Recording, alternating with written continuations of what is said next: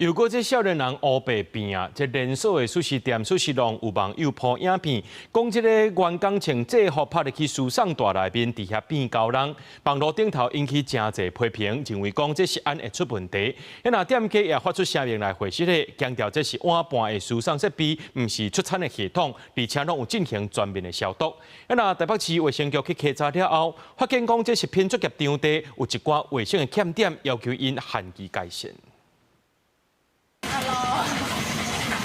國民黨這10個人去入進的時尚大一直向前走，過程內底傳出嘻嘻哈哈笑聲。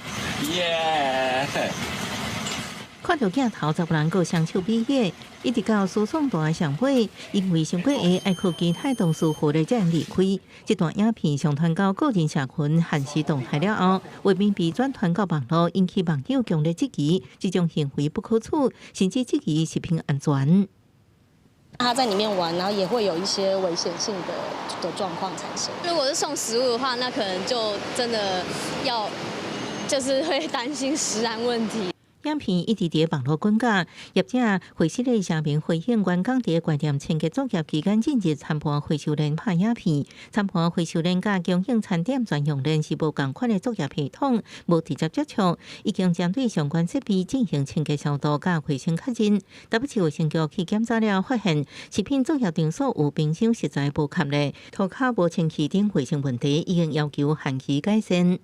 機器複查如仍不符合規定，依違反商法第8條及第44條，處6萬到2億元罰鍰。過去訴訟人家一筆證據，多了有2013年日本學生自公共導遊干擾事件，2024年在台灣也發生人客將檳榔全部放在導遊池啊，2025年甚至有囡仔用池作弄回轉台頂的事實，今嘛閣發生員工拍在餐盤回收鏈的事件。如果說你在餐盤回收鏈那邊玩，就擔心說污染到那個環境。然後會讓我們的餐盤回收，因為那個可能更多容易有一些微生物，所以說最後你有經過清洗，也擔心說這樣還是可能會增加食物中毒風險。為避免食物中毒風險，專家呼籲這種開放式送餐的業者，要加強對員工甲人客機動，提懸食安品質。記者綜合報道。